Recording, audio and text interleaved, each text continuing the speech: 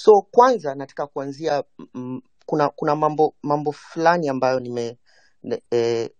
I must put the facts first of all straight. Kwanza hakuna makosa yoyote with privatization of ports. In fact, if you look some of the biggest ports around the world, most of them are private. So for example, here in Germany, Port ya Hamburg is a private port. If you go to the Netherlands, the port in Rotterdam is a private port. Ukienda Belgium, the biggest port there in Antwerp is a private port. The swali kubwa ni what type of privatization it is. So kuna privatization tatu za port. Moja ni hiyo concession. Ya pili inaitwa landlord tenant system, where you become a landlord, ile nchi inakuwa kama landlord and they collect rent. And the third one is the management system, which acts essentially vile hoteli huwa zinafanya under a hotel management system. So for example, hoteli nyingi unazoona zenye big names, Hilton and Intercontinental, sio kwamba Hilton ama Intercontinental inazi-own, ni kwamba they have a system called management. So you manage booking and then you remit money to the investor. The second issue is mkataba ambao Tanzania uko nao is something in international law tunaita HGAs. The term HGA means hosting government agreements. Essentially, in investment law, he hosting government agreement, utansaidia pa Maria kuitranslate, is an agreement to agree. Sio mkataba, ni mkataba wa kukubaliana ili mkakubaliane jambo fulani. An agreement to agree. So, ukifanya HGA, essentially unasema kwamba tunaingia katika mkataba ambao tuna set a foundation ya kukubaliana mikataba mingine in future. Sasa nimeusoma mkataba ambao uko hapa. The problem is this HGA ni kama aliyenegotiatea for Tanzania was on holiday in Dubai rather than writing HGAs, ama is not an investment lawyer, ama ni mtu ambaye sijui. And I'll tell you why. Two articles are very particular. Indeed. Article 5.1 of that agreement. That 5.1 of that agreement essentially says that there is already an agreement that DP World will exclusively run and manage all Tanzanian ports. Ngoja kwanza hiyo ni kusaidie kufanya tafsiri. Kwa hiyo kifungu au article ni kifungu shangae kifungo cha 5. Namba ngapi umesema? 5.1. Just the first one. Ya kwanza, kifungo kidogo cha kwanza inasema kwamba DP World itakuwa ina haki ya kipekee, yani exclusive right ya kuendeleza na ya kuendesha wanasema miradi ambayo tayari iko katika makubaliano mengine na chini ya makubaliano haya. So essentially that beats the idea of a HGA, because HGA manake nini? Hebu tusaidie tena. HGA is a hosting government agreement. So government swali ambalo Catherine aliuliza. Catherine alisema mbona kwetu Samia ndio ametia sahihi na huku kwengine ameweka sahihi CEO wa DP World or the Dubai ports. So wacha nikueleze kwa nini. Hii ambayo unaijua leo inaitwa DP World ilikuwa kitambo inaitwa the Dubai Ports Authority. Na najua hivyo kwa sababu wako na kesi, the biggest case today ya port management is between DP World and Djibouti. They entered into an agreement in 2002. Then they were known as Dubai Port Authority, DPA, if you read paragraph 4 of that award. Then in 2006, walivonunua PO, which was the ports organization, wakajiita sasa DP World. Essentially, in international law, kuna kitu inaitwa draft articles on state responsibility. In the event uingie kwa mkataba na nchi yoyote, wakibreach huo mkataba, unamfanya nani liable? Sasa DP World imechukua structure ambayo is not unique. Hii structure DP World ako nayo ni sawa na ile structure ambayo the Saudi oil company inaitwa Aramco huwa iko nayo. So for example, ukiingia kwa mkataba wa selling of oil for those OPEC members with Aramco, anayesign huo mkataba hakuwaji the Sultan of Saudi or the King of Saudi, haikuwaji Muhammad bin Salman, huwa ni the CEO of Aramco. Despite that, Aramco is a state-owned entity. Kwa hiyo ni ya serikali kwa asilimia, ni ya serikali asilimia 100 au asilimia kubwa tu? Kuna asilimia nyingine ambayo sio serikali. It's a state-owned entity. 100%. Na DP World pia? Yeah, it's owned by the royal family of Dubai with in fact kwa huu mkataba wameandika hapo ndani, sikumbuki ni kifungu gani, lakini ukitry to search state owned, kuna mahali wamejidefine DP World as a state owned entity kwa huu mkataba. So they are acknowledging. Now this is not unique. Another company that is like this is the Suez Canal Authority ya Egypt, ambayo ina run the Suez Canal channel ya Egypt. So this is very unique in the Middle East of state-owned enterprises. Kwa hiyo ni ya kipekee.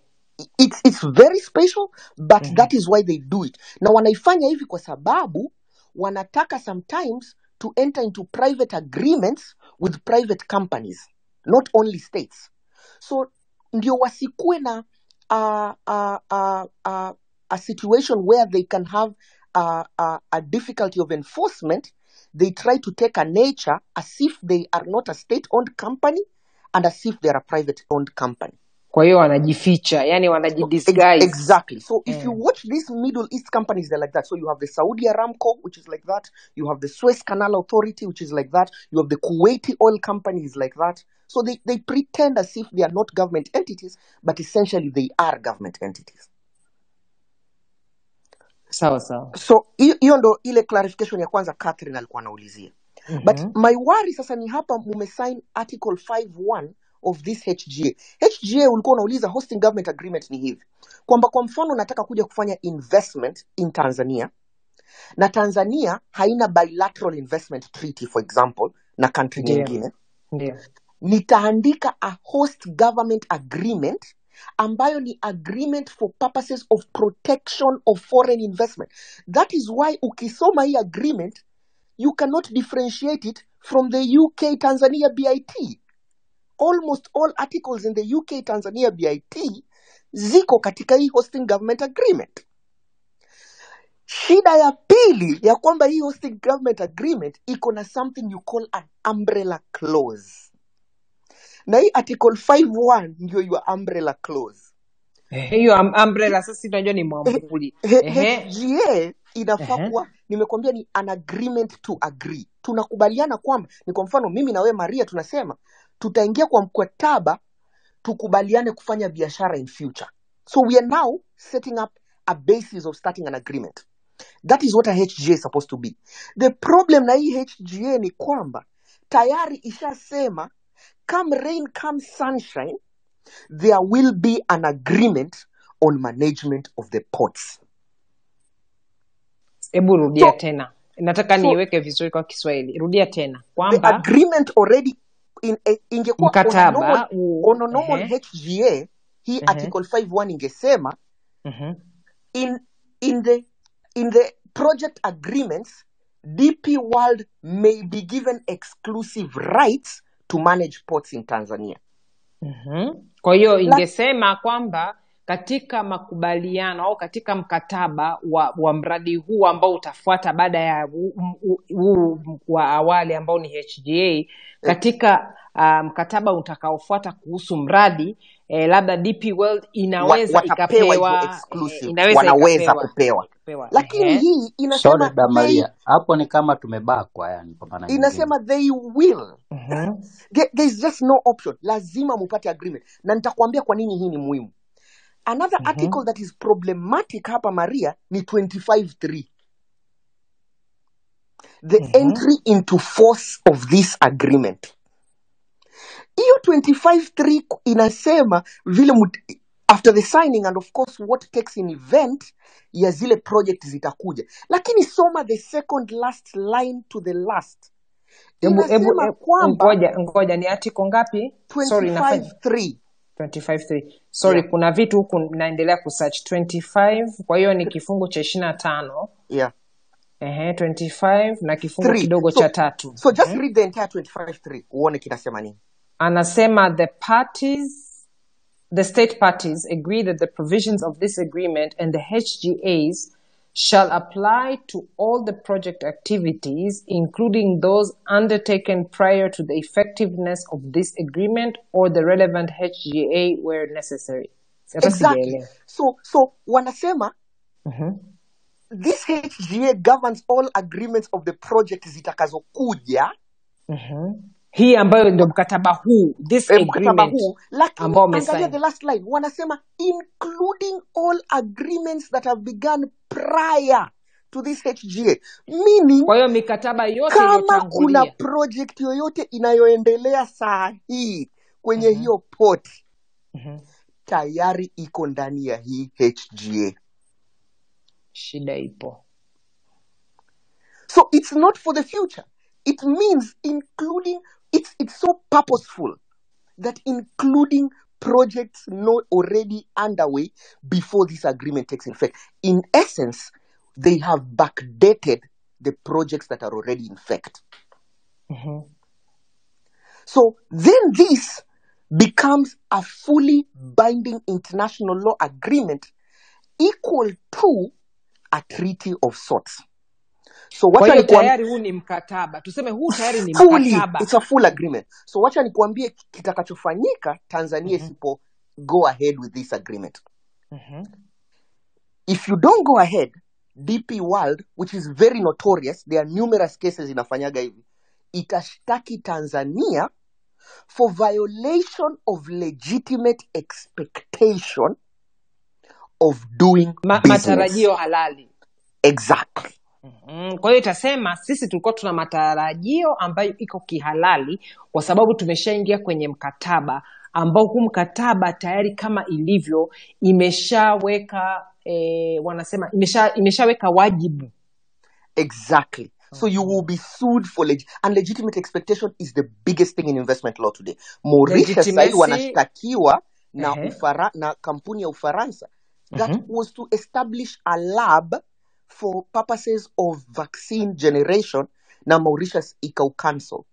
They are supposed to pay $40 million for something that never happened. Hakuna lab iliyojengwa. Lakini hiyo haitoshi. I have just released an article that I will share here. Nigeria, in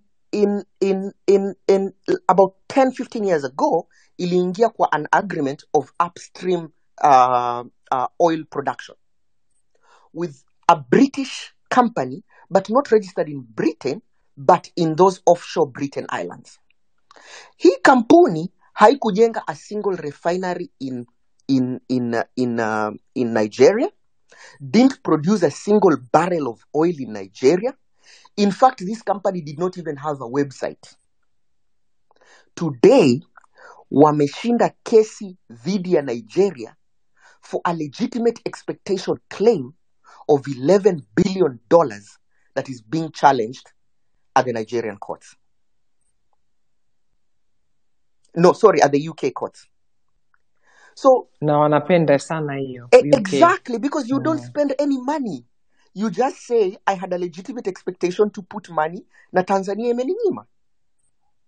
So, aliye saini mkataba, kama aliusaini Dubai ama ni wapi, huyu either alikuwa ameenda shopping kujifurahisha, ama does not understand what investment law is, and does not know what to do. Secondly and lastly, as I conclude, ports are not bad to be managed by foreign companies. In fact, bandari ya Tanzania, tunajua, for the last 22 years has been under a landlord-tenant system for handling of most of your cargo. But I am not one of those people who believe in privatization, because I think privatization is not good for key assets. Nitakupa example. The Alexandroupolis port in Greece was to go into a management system with DP World. Imekansoliwa sahi, because Alexandroupolis port has always been seen as a strategic military station. And so Greece said, for our military purposes, this is not going to happen. Look at the port in Mozambique.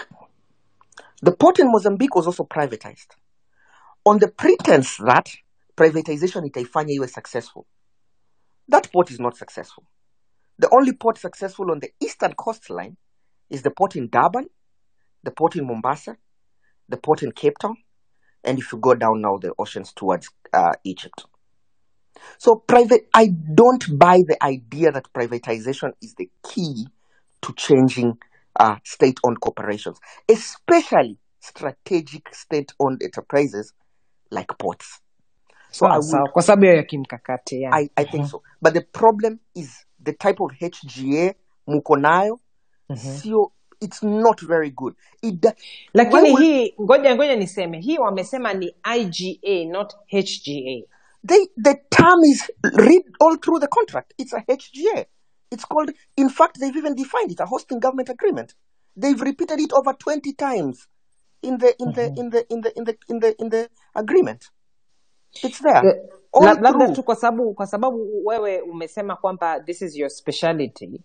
Kuna article 26 kama unaiona hapo, ambayo inazungumzia ni namna gani huu mkataba unaenda kuwa sheria. Transposition of the IGA into national law.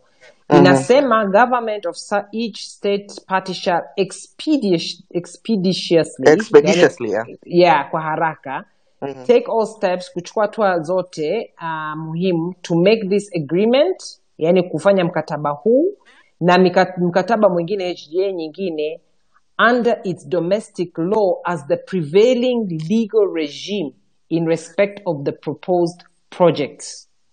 Essentially because including when necessary presenting drafts of all necessary enabling legislation. Kwa hiyo ina maana kwamba alafu akasema and shall use its best endeavors to secure as soon as practicable the passage of the enabling legislation. Kwa hiyo wanavyotuambia kwamba azimio sijui ni ya miezi 12, it's not true. Kwa sababu what they're doing in parliament. In fact, that article begins with a very interesting statement. Joseph anaweza kukueleza what that means in law. It starts with, without prejudice to Article 25. Essentially, that means that whatever you do, Article 25 must stand. Exactly. I mean, Joseph can tell you. I mean, he's a lawyer. He should tell you what that statement means. Kwa hiyo hata kama huko azimio wamepitisha hawajapitisha imetoka hiyo. It essentially says you must do whatever it takes to ensure your enabling legislation fit within Article 25. Kwa hiyo Article 25 imetoka hiyo. So essentially Tanzania must do all it has to do to bring its domestic law into the purview of ensuring that this investment goes ahead. Kwa hiyo tuseme hii imeshaisha. Tunasema sisi kwa Kiswahili chetu imeshatoka hiyo. The other option ni Tanzania iseme we will not go ahead. Alafu mungoje kushtakiwa for legitimate expectation. Like what other countries do. Then ile pesa mtaambiwa mulipe mtalipa tu. Otherwise ndege zenu zitakuwa zinashikwa Canada vile zimekuwa zikishikwa. Zitashikwa mpaka hewani angani. I mean it's so straightforward. The person who did the HGA is the problematic person here. Sasa sijui hata nani aliweka hiyo sahihi. I mean nani alipitia. I don't think the problem is that ni mwenye aliweka sahihi. Mwenye aliweka sahihi most likely is not a lawyer, doesn't understand anything. Of course. The problem is the people who prepare it. I mean, Tanzanian government has an attorney general, and that attorney general should explain how this ended up with a signature.